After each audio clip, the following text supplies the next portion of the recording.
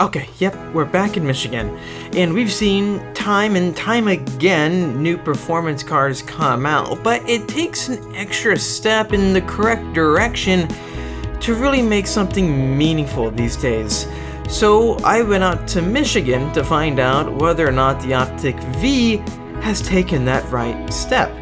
I've explored the performance on the street and the track, which is M1 Concourse, to really put together this review. Maybe there's something different about this Optic V. You know, Cadillac's going all in for performance with Formula One, especially next year. I want something that excites me. Let's see if this makes the cut. Okay, well, welcome. It's cold. We're in Michigan, right? I'm a Californian, right? This is very new to me, being cold. I'm actually from Texas, deep down originally, but today we are in Ann Arbor and we are getting a feel for the brand new Optic V, the V series. You guys know I'm a big fan of the V series, and especially what they've pulled out recently. You know, whether it's the gasoline-powered supercharged V8 like the CT-5V Blackwing or the CT-4V. That's a fun one. This is a 519 horsepower V-Series electric Cadillac that is more focused on being that driver's car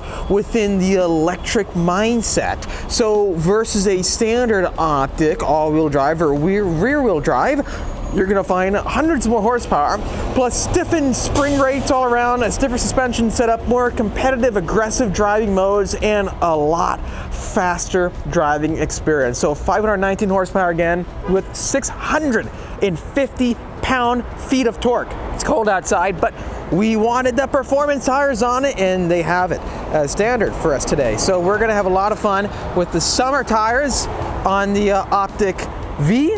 Let's get inside and see what it's like to drive. Gonna have a lot of fun with this car, and we are in Ann Arbor area. So around us, we're gonna see tons of college students. We're joined with Jesse Owuji. So we're gonna be going to a M1 Concourse. It's gonna be a ton of fun. You can see all the college kids all around us. So this is very fascinating. Look at this college scene. So it kind of throws me back. So I recently got out of college, I graduated, but my college atmosphere was not like this.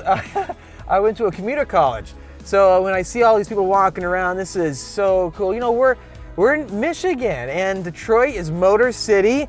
And if you look at everything through time, it's so crazy seeing this just massive shift towards all these EVs. And it's a good thing because we're able to explore performance in such different ways now. You know, these cars have such low center of gravities, and with the instant torque, you know, the torque is available right away at 0 RPM. So the whiplash and the G-forces we're gonna feel for this 3.5 seconds 0 to 60 is going to feel really good. And when you get inside this electric vehicle, it's kind of got that element that a lot of vehicles are lacking in the electric department, because, you know, I've driven the Teslas and they've become very quick cars, very high performing. I'm a fan of them, I am.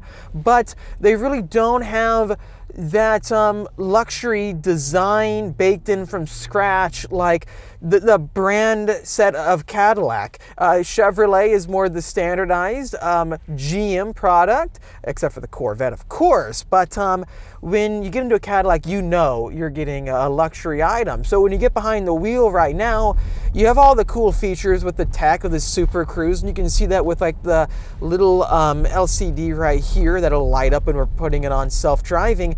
But the steering wheel, all the materials everywhere, it just feels innovative, and it feels refreshingly new but contemporary. The blue is a really cool touch, but then carbon fiber with the V here, and I don't think these Fiji waters come with the car, do they, Jesse? No, they don't. But let's get it out there on the open road and get a feel for what you guys watch this video for. The 519 horsepower and 650 pound-feet of torque. So we're driving next to the Alpha Beta Zetas, all the frat houses over here near the university. And it's cool because, you know, in California, the trees towards the coast where I am, everything looks the same. Things don't really change that much for the seasons, but coming out here, I get to see the change in seasons, and it's actually getting cold outside. It should snow out here soon. I don't really get that, but the beauty is I get to maybe, you know, if I ever own like a Optic V, I could leave on the summer performance tires all year long and have fun with that. So there's a perk in California, but the downside is you just get to miss out on some of the beauties of the seasons that you get out here. This car has something really new for me to see in a car. Yeah, we have the Google interface everywhere, and it's very nice, very high tech, and I love the curved screens around us. But this has got Dolby Atmos. So with the 19 speaker AKG sound system, which wraps all the way around us,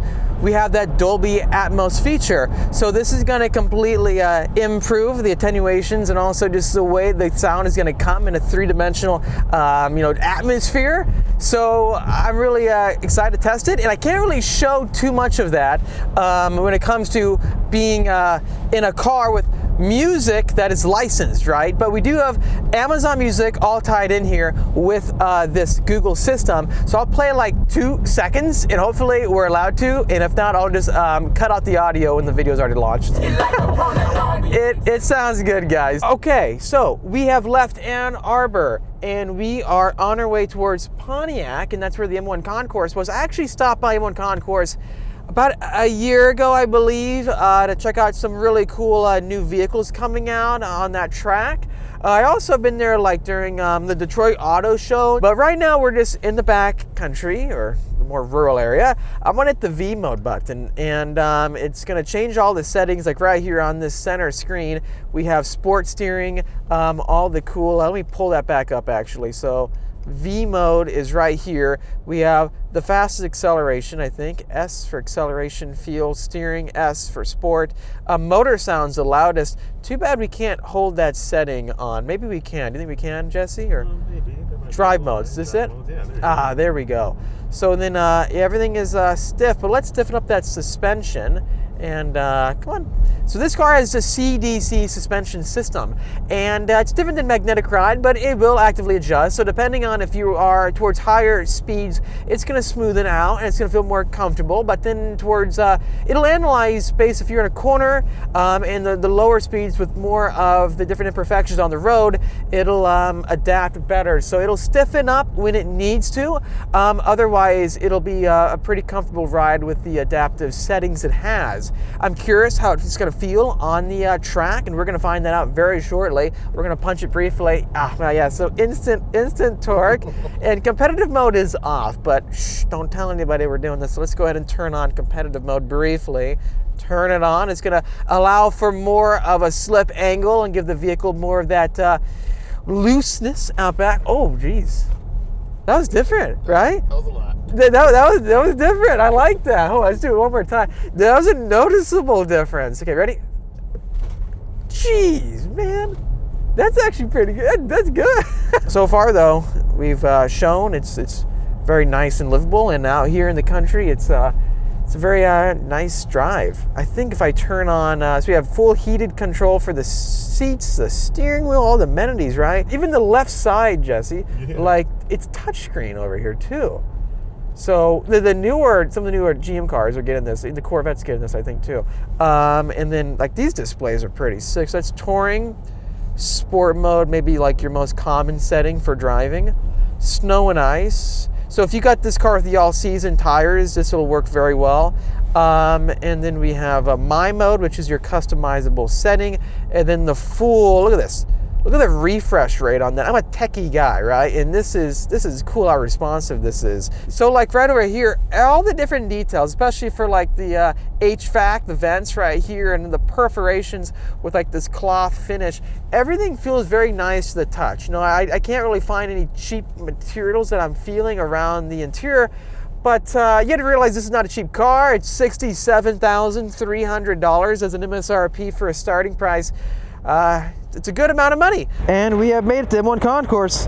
Let's get a feel for the Optic V. So I've been here before in the past. It's been about a year since I've last been here, but it's really cool seeing the Cadillac lineup outside right now with the R-wheel drive, the rear-wheel drive, and then the V variants. So we'll be doing some autocross, but the buildings here are really cool and kind of futuristic with the design. It's so cool being back here at this amazing track. Let's head inside and see how the upgraded suspension dynamics come together for the V. It's supposedly supposed to be more the driver's car now. Here we are, look at that really cool trackside view. Now, these are all garages on the side of the track, and it wraps all the way around. Pretty neat. And then right there in the center, we're gonna be doing some autocross driving. I'm looking forward to that with 519 horsepower and 650 pound-feet of torque, and that weight of about 5,500 pounds. You know, it's got the right amount of horsepower for the chassis. I'm curious with the torque vectoring and the way it's tuned to attack these corners, especially with that low center of gravity. To realize the engines, it doesn't really have an engine up front. It's got those E-motors, and then all the way down below you are all those battery systems. So it keeps the weight low. I'm curious what kind of a body roll we're gonna feel, but we're gonna get behind the wheel, and then we're also gonna talk with the chief engineer, because I love getting that kind of feedback with these cars to see from their direct perspective what went into choosing this suspension versus conventional ones that we've seen in the past, like MagneRide or other innovative choices. We're inside the Optic V with Doug, the chassis control performance engineer. He's gonna show us around this autocross track, and I look forward to this. I know when I briefly drove this on the street so far today, it felt totally different in the competitive driving mode. And from what I heard talking to the chief engineer, you guys have allowed more slip angle and more, so I'm very curious to hear your thoughts behind tuning that mode, especially how it comes together out here. Yeah, correct. So we'll go ahead and hop over in comp mode now and start going around. Competitive mode does a lot of stuff to kind of make the car a little more nimble, turn around a little better.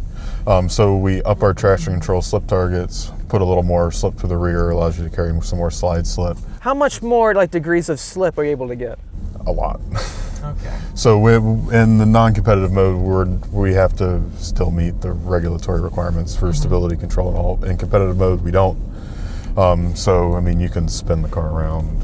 Okay. Is there like a peak target number the team kind of goes for when it comes to like, you know, SUV like this? Not particularly. It's more of a subjective from what we decide is what the car should do. So the car will let you hang the rear out, you know, coming out of corners and all, and controllable. How does it work with like the torque vectoring? So during that, while we, we'll cut some front axle torque to try to get the car not to just push out when you get back on throttle. Yeah. At the same time, we will grab brake a little bit on the inside rear, shoot some extra torque out to the outside, get that wheel to start to spin. That brake steer will help you rotate. Exactly. I like it, man. You do launch control? Yeah. So right here we have our 0 to 60 setup. So to get into the launch control coaching, you'll be in one of our max power modes. So competitive mode forces you into max power mode. So you just start pressing on the brake. On the left side here, you'll start getting the coaching.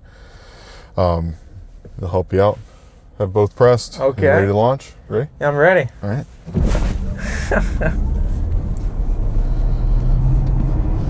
So the Optic V's, we have it rated at a 3.5, 0 to 60. You just did 3.4. Not too bad with two people. Need a quick shot at that. Good job, Doug. We'll have our autocross. So we'll just go do a slow lap to show you around. Instant torque, like it's totally different than a gas car. You know, you got to rev up the RPM with this thing, instant. Is there any way you like to drive it to get that slip angle to kick on? You need to be in the throttle. Okay. So to help it to rotate around, you really need to start to get into the throttle a little bit more. I can show. So you try that more in like the corner exit? Yeah, so corner exit. Oh, there you go. Nice. Get it to come around. How much more leeway does stiffer like spring rates around the vehicle with the CDC suspension give you guys to explore more performance? Gives you a lot more just because the car responds to what you're trying to do. Okay. So you can feel it in the V series compared to the base cars. This is the only one with the CDC suspension, yes, right? yes. Okay. So the base cars, the rear wheel drive and the PL wheel drive, are both passive plus dampered, so they have some frequency based response. But they're not active like this is. Okay. Thank you very much, Doug. Of course. Here we go, trying out launch control in the Cadillac OPTIQ-V. Floor it up, it's ready to go. So let's see what it says. Right side will show us our time. Best is 3.2. Jeez. Wow. It said 60 right there. I think the latest one was 3.4. Okay, got Sabrina Carpenter on. Let's jam it, guys. Real quickly, this video is brought to you by Speed Phenom Film, our HQ on the beach of Carlsbad, California. If you need any paint protection film for your vehicle to protect the OEM finish so you can enjoy it, such as this new Optic V on the autocross course, or just driving on the street every single day, hit us up at 760-496-8607. Are you tired of rock chips? Call us now. Anyways, back to the video.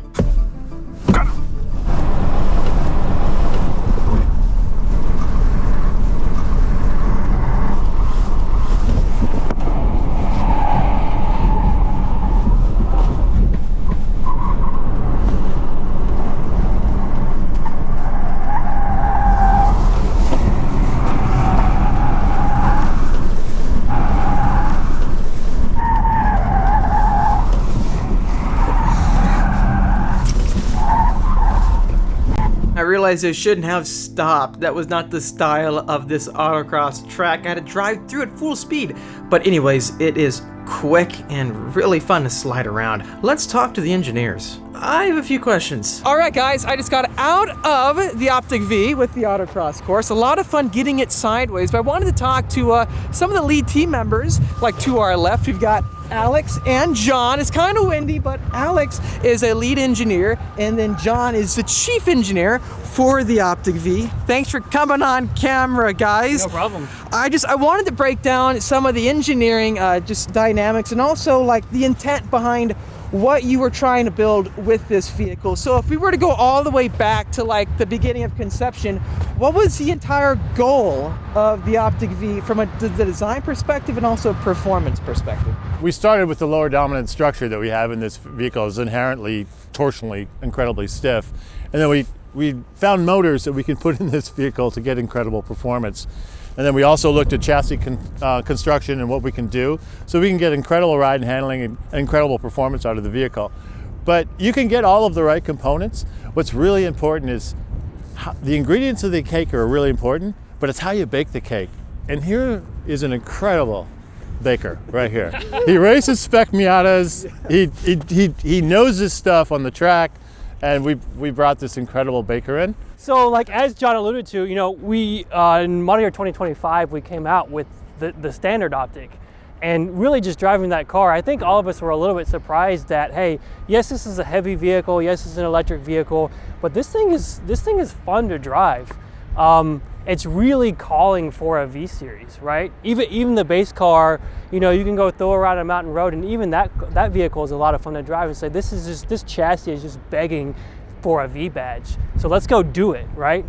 But one of the things that, you know, we had to immediately address was power. Obviously, right? We can't have a V that doesn't have power. And so John went out and said, hey, how can we stuff the motors from a Lyric V into an Optic, being a smaller car? And that's exactly what we've done, and given it all the chassis components and tuning and integration that it needs to accompany that extra power. And that's what you got to drive here today. Yeah, I mean, kudos to our engineers, our vehicle validation engineers, our vehicle test engineers, and then our architecture engineers to finding a way, the means to get these motors into this vehicle. So there's a lot of motor in these vehicles, and they generate tremendous torque and horsepower.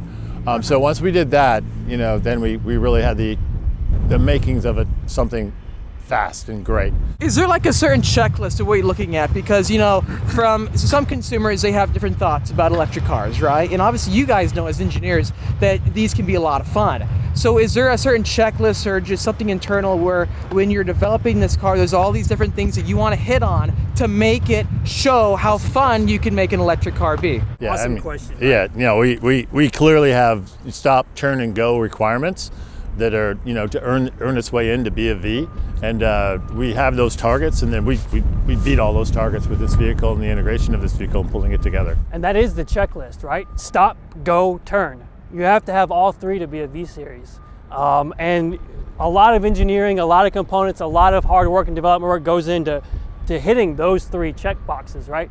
But that's really it. Stop, go, turn. And then beyond that, it's, you know, refinement. So we have precision ride isolation. We've got isolation in the vehicle, but we have the elements of stop, turn, go, but incredible ride isolation and great luxury feel and performance in the vehicle. But then coming down, so we've been talking a lot about the suspension setup. So I saw your guys' charts on the presentation this morning, and the spring rates, suspension stiffness seems like it went up in a lot of different areas. How did you guys maximize getting that performance grip with the vehicle and managing body roll, but also making it still very luxurious? So I talked about the lower dominant structure inherent in the architecture. And then what we did is we went through every bushing, every rate in the car, and to tie the car down. Because we have this incredible system. I got to tell you the story though.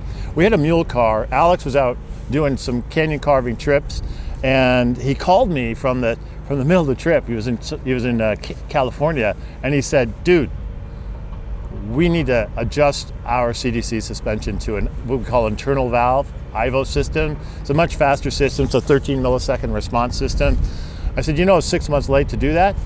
We're going to do it." And we made it happen. Alex, with his magic, and his team did all of the tuning. These Brembo brakes are fantastic 6-piston Brembo brakes, just ideal for hauling this car down from speed. Again, canyon carving, that's what this car is all about. And he called me from the canyon and said, we need to do these few things. I mean, we talked about, the stop, go, turn aspects, and the suspension, the wheels, the tires, the brakes, or the turn and the stop portion of that. And what really makes this car kind of come alive, it starts with what touches the road, which is the tire, right? We have the Sport Contact 6 tire. It's a very aggressive tire, and it really gives you the lateral response, the lateral grip, to have a very confident handling vehicle. And then once you have a good tire on the car, it really brings out the fact that the rest of the chassis has to complement it. John mentioned the integration of these vehicles is so important. It's not just the ingredients, but it's how you put them together. And so once you have a good tire on the car, it means you have to have appropriate bushing stiffnesses, you have to have appropriate roll stiffnesses, and you have to have a really good damper on the car. And that's exactly what we've done with the internal valve CDC damper that John mentioned.